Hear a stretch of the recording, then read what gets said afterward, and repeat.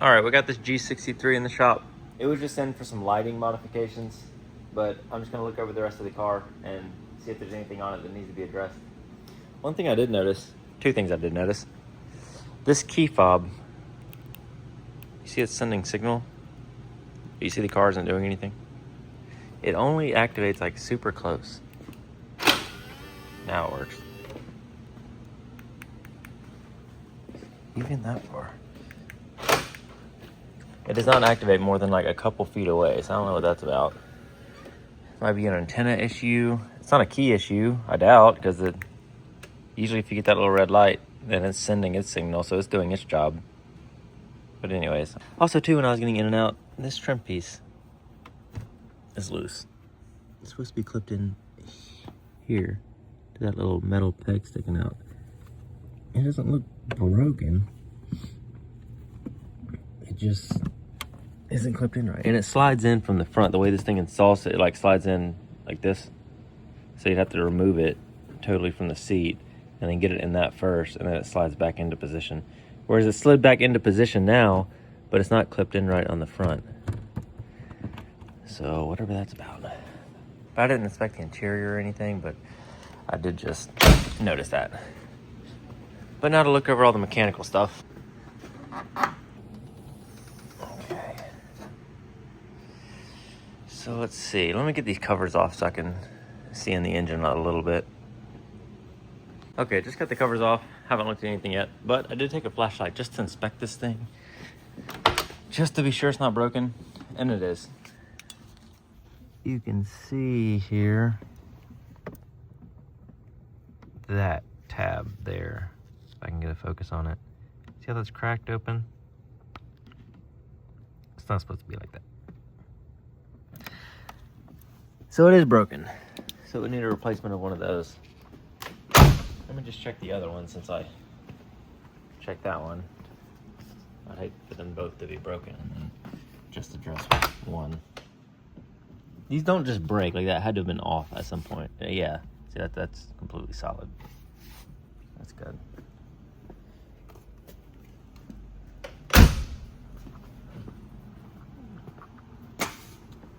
Okay, now with the engine covers, I did find this cover that goes on the left side of the engine. You have a broken clip here. You're supposed to have another one like that. And on the front too. This is broken off. So no big deal. Just that plastic does get brittle over time. I wasn't seated all the way down. Let's see. Let me just start on the front of the engine here and just look it all over. See if there's anything obvious sticking out to me.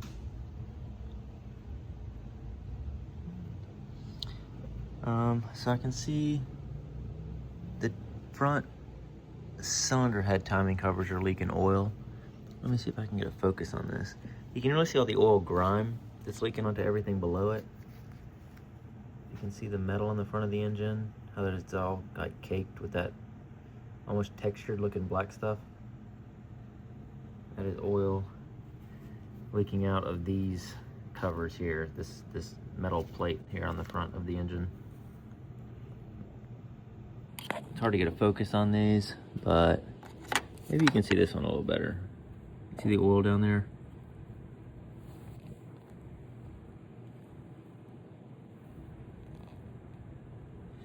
So it's just leaking out of the sealant that seals here. You can see some of the sealant here.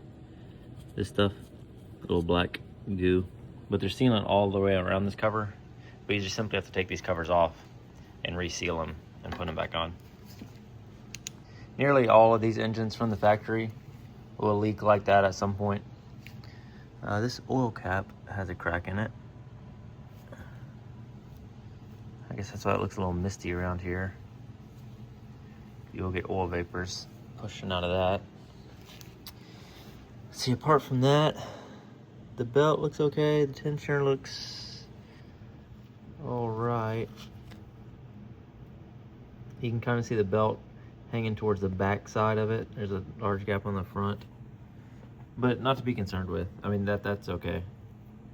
But this water pump is starting to go. So this big pulley here, this not this little circle, not this little disc here on the top, but the one below it, the bigger pulley.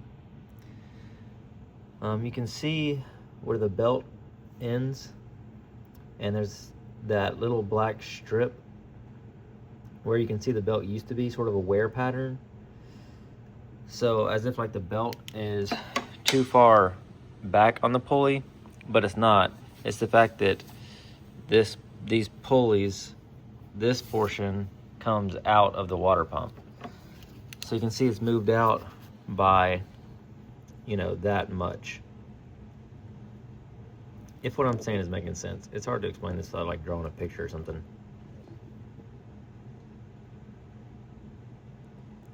But that's loosened up and it's starting to work its way out. And that will eventually come out, but that's just the beginning stages of that water pump failing, and the pulley just comes out of it. And with the pressure of the belt, with it spinning, it eventually just works its way out until it falls out of the front of the water pump. But that's just starting to come out. But I'll probably at least just make a price for that, just so the owner can see what that would look like if he wants to get it addressed at some point, because it will have to be addressed at some point. Fan feels good. Don't see anything else on the front of the engine. Of course, everything below this is going to have oil on it because these timing covers are leaking oil and it drips onto everything below it. So I'd probably like to reseal those and then clean off all the oil, so that if there is any future leaks, then you'll be able to easily tell. Let's see here. Don't really okay, this camshaft plug's leaking a good bit of oil. Let me see if I can get a focus on this. Right. You'll be able to see all the oil from the bottom because I'm sure it's dripping pretty bad. But it's this black plug right here. It seals the back of the engine and it's leaking. Oh, there you can see everything wet underneath it. Even the oil down the side of the engine there. That's all coming from that black plug. Those are pretty common. We actually have one here going in another car later today. This is what it looks like. Just a little rubber plug. And then you put a fine strip of sealant on it and then press it in and then clean off all the oil from the leaking plug. Okay, let's see this side of the engine. Don't see anything from up top. Everything's clicked in correctly. Yeah, that all looks good. See, that little clip is broken, but it's broken on every car. This little clip retainer here, this little line right here. Okay, see how that just fell out?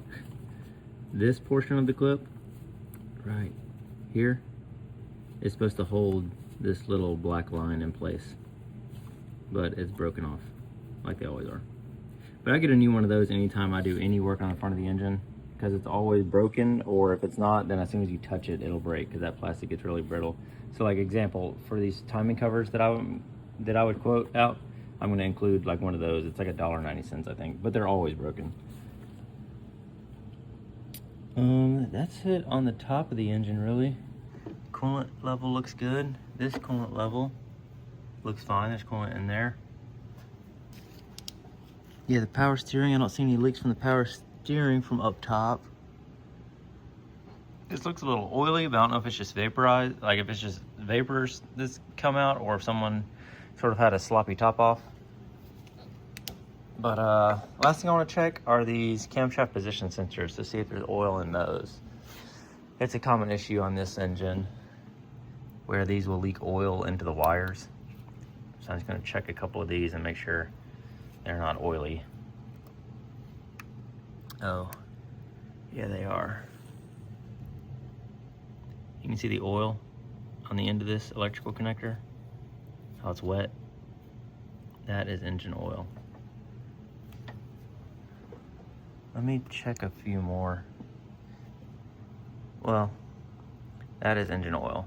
It's gonna be like that on all of these. So this is, and what this plugs into, this guy right here, is the camshaft position sensor. And you have 4 camshafts, so you have 4 camshaft position sensors. So these things fail internally, and just with the flow of electrical current, it pushes oil into the wires. And then from there, it spreads just everywhere across the whole engine harness.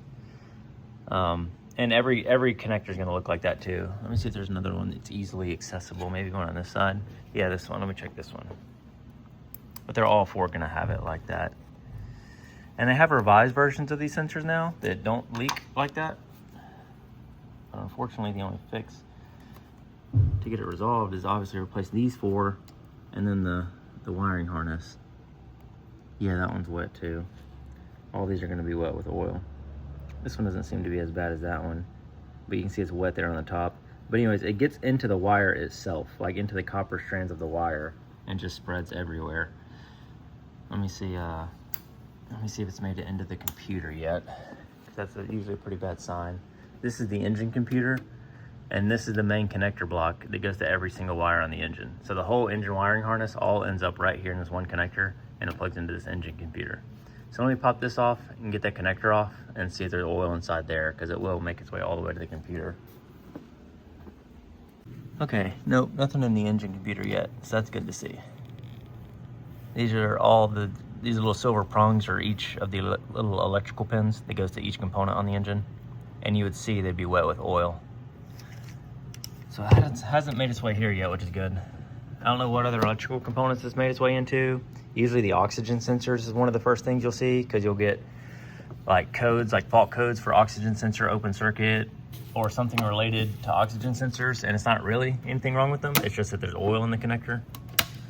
But yeah, it'd be a good idea to get that replaced before that stuff spreads everywhere else. Okay, got that plugged back up. Let me check one other clip that's common to break on these. This guy, but no, it's intact. It's just a spacer that keeps this braided section of the fuel hose from rubbing on the vacuum hose that goes to the brake booster. And this clip here is supposed to keep them separated, which it does, but that clip always breaks, but this one isn't, so that's good. So I'm not gonna touch it too hard because it's probably gonna break as I'm touching it. Okay, so now I'm gonna lift it up and just look over everything on the bottom, see if there's anything under there that needs to be addressed. One thing I found back here, I was checking the tire pressures, which is on a sticker inside the gas door here. This tether strap is about to come apart. You can see it's pretty twisted up. That guy's about to break off. This rubber gets brittle a lot in these brake. But just to note that.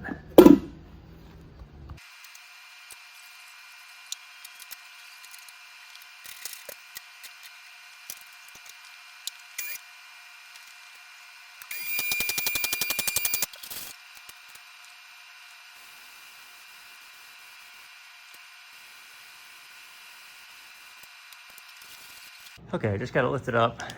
So I'm just gonna go over everything here, see if there's anything obviously sticking out that's broken or worn out.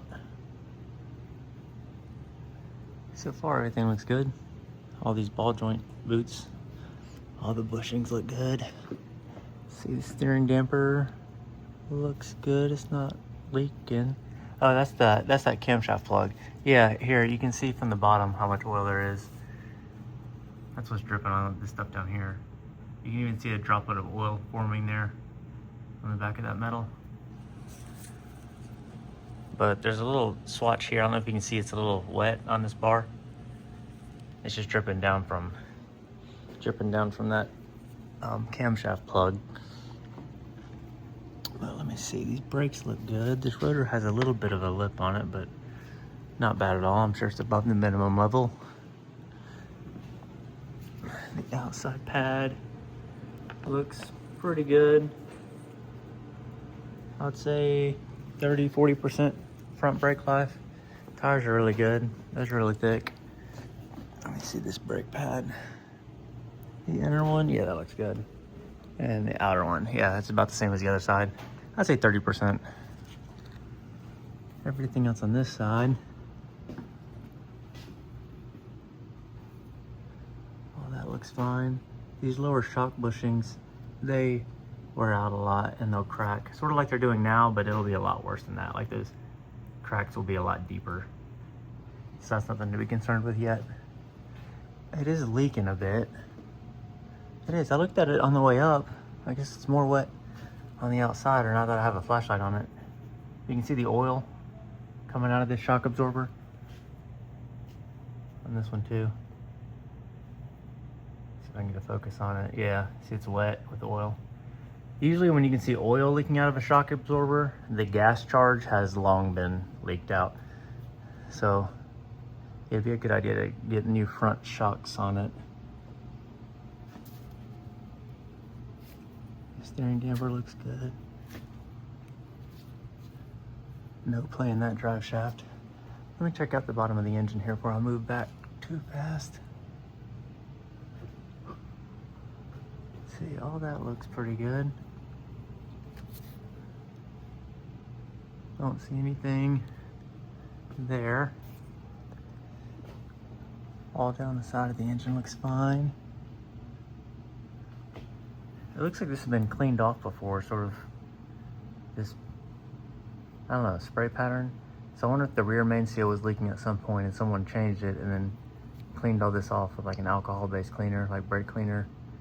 And then you get that. But regardless, there's nothing wrong, and I'm glad to see someone out there cleans up after themselves if that's what happened. Moving back to the transmission, I don't see anything wrong with it. That all looks good, no leaks anywhere. Let me see these mounts. Oh, that's good too. That had to have been recently replaced. Or if not, then that's just a very firm mount, because that transmission mount is not collapsed at all. So that means the motor mounts are probably good too. I didn't feel anything in the chassis, so I'm talking about the mounts that hold the engine and transmission up.